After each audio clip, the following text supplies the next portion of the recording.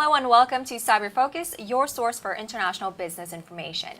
My name is Sarah Coe, and we have Professor Christopher Cook and Professor Fred Schlegel from Indiana University-Kelley School of Business to learn more about a very special U.S. Department of State-funded consulting project called Youth Entrepreneurship Livelihood Program, or YELP, that they have been a part of, and the economic climate of Palestine. Now, both Professor Cook and Professor Schlegel attained their MBAs from Indiana University-Kelley School of Business. From there, Professor Cook went on to work for private corporations, undertaking various international consulting projects, specializing in financial and operational process improvements. Now, Professor Schlegel, after spending significant time at companies, started his own consulting firm, focusing on developing effective marketing and implementing strategies. Now, in their professional careers and academic positions, the two gentlemen have extensively traveled to the Middle East and North Africa to work with businesses and interact with students and faculty members there. So, Professor Cook and Professor Schlegel, thank you so much for joining us today. Thank you. Our pleasure. Wonderful. So let's get started with our first question. So many of us perceive the Middle East or the MENA region as unstable conflict zones with high unemployment rates and poverty rates. You both have experience traveling there and working there extensively.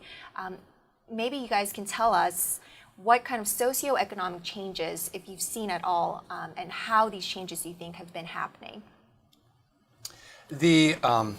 The region has really developed a lot since the Arab Spring. Unfortunately, I don't have a ton of experience before that in the region.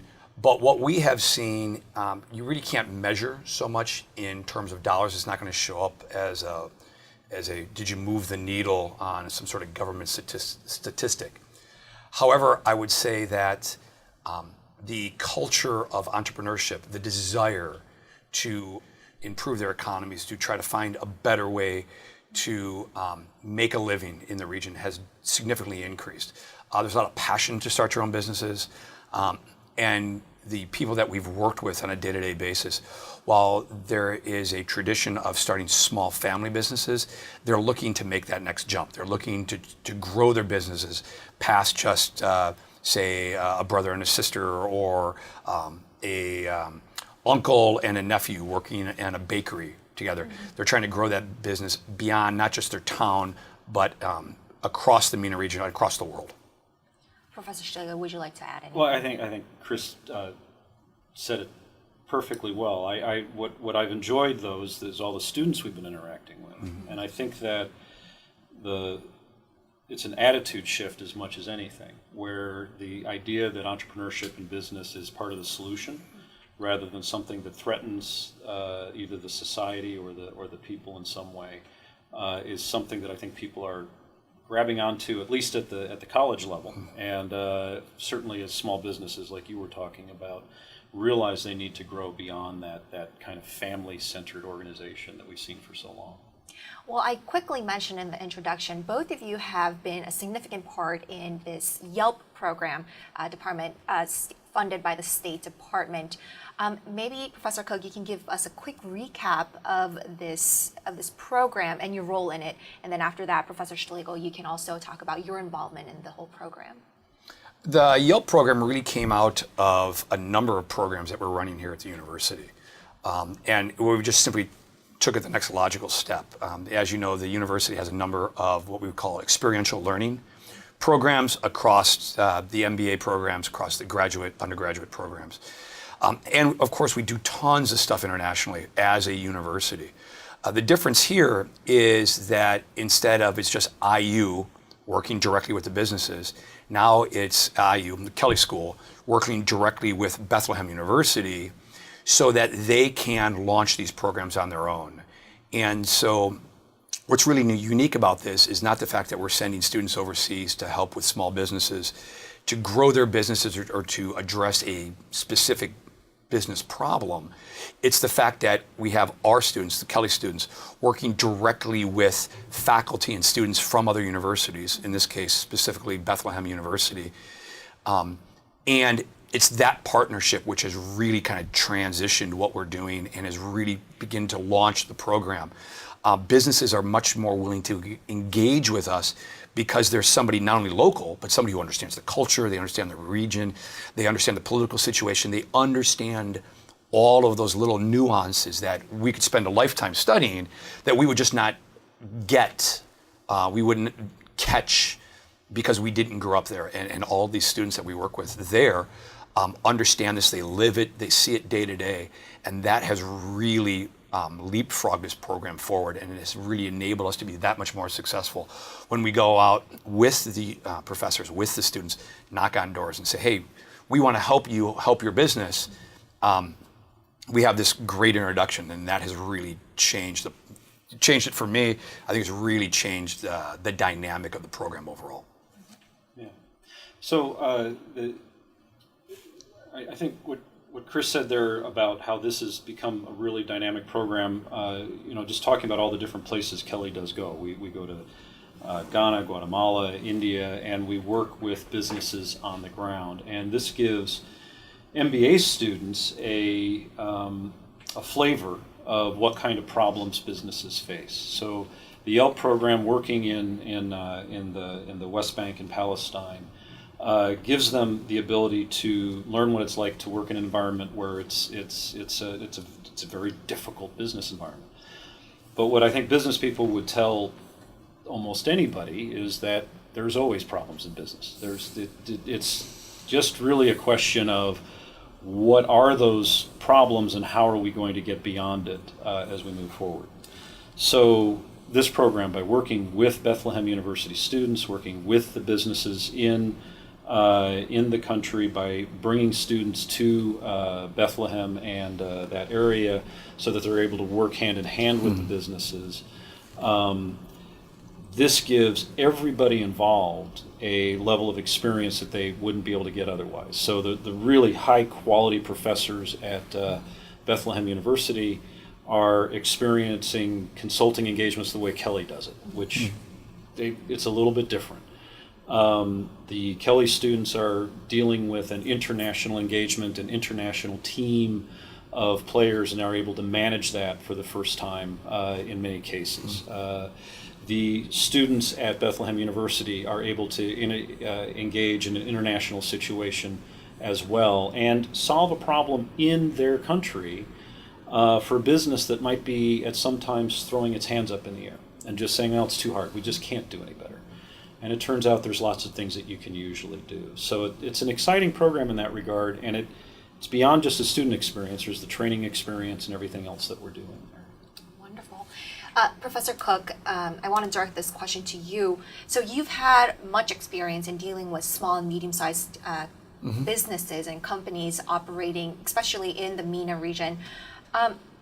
What do you think are some unique or important characteristics, business characteristics or traits that these entities possess that you think the outside world, if wanting to look for future cooperation or even working there, should be aware of and acknowledge? I think there's one trait that I would say I see in business people, in entrepreneurs in general, but specifically in this particular region because it's such a unique situation, is resourcefulness. While a lot of the businesses are trying to be more internet-based, they're trying to do more stuff online, they're trying to do more stuff with technology, they're trying to leapfrog past more traditional industries like heavy manufacturing, those sorts of things, that has built so many of the strong economies across the world. Obviously, United States, Western Europe, Japan, China, lots of manufacturing. In there, you don't get as much of that, and so they're trying to leap into the newest technologies.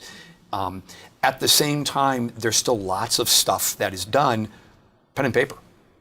It's back to old school bookkeeping where I'm using black ink and red ink and or as I tell my students, it's back to Bob Cratchit, with a feathered pen. There is some of that goes on, and the way that they are able to be resourceful and blend the two, and I will find a way. Brother Peter, who is the president at Bethlehem University, has a great saying. He says, "There's always a better way." There's always a better way. And to see the students, to see these businesses constantly, day in and day out, there's a better way to do this. I know there's a better way to do this. I'm not sure what that looks like. I don't know how to tap into that just yet, but I believe that there's a better way. And they constantly strive to find ways to make do with what they have to find a way to service the market better than the market's been serviced before, to take advantage of opportunities. Yes, there's great tension in the region. Yes, there is great challenges that they face, not only in Palestine but across MENA.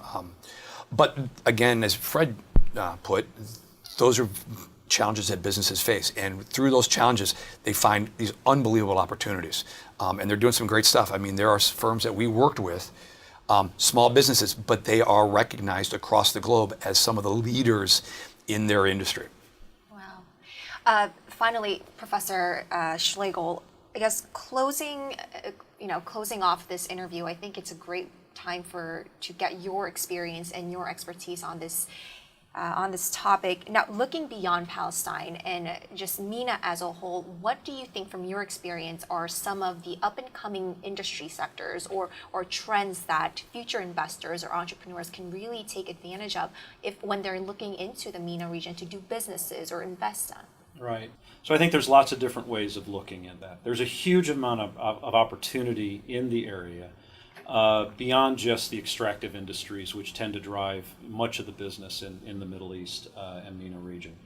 The students that we get to work with are all focused on things that students in the United States would recognize as well: energy independence, environmental concerns, getting a recycling plant up and running. I'm not going to be able to say, oh, this is what you should invest in as an outside investor, but I'll bring it back a little bit to what Chris was saying about the people. There are individuals growing up there that have caught the entrepreneurial spark. It's a very exciting thing to see. And those are the individuals that need to be invested in. Building the infrastructure out so that you can actually get business done, creating the connections so that you can do cross-country trade, where instead of just focusing on IT and things that cross borders really easily, you can also focus on physical goods and services and movement. All of those things would be really great things that would help develop those economies, and my guess is you'd see a really great return. The students that we see and the students that we work with, these projects that they come up with are really innovative in that they try to work around the problems. Sometimes it's a common product where it's a coffee cup where you shake it and it mixes the coffee, or it's a safety valve for propane tank, which might be a unique need in that area. But they're having to develop business models and thought processes which really could be a great source of innovation and growth for the country. I hope that answers the question. I think that's perfectly. So Professor Cook, Professor Schlegel, thank you so much for your insights and for coming in to speak with us today. Thank you. Happy to chat. Wonderful. Well, that's all for this edition of Cyber Focus. Thank you for tuning in. Now, if you have any comments or suggestions for future topics, please contact us at cyber, that's CIBER, @indiana.edu.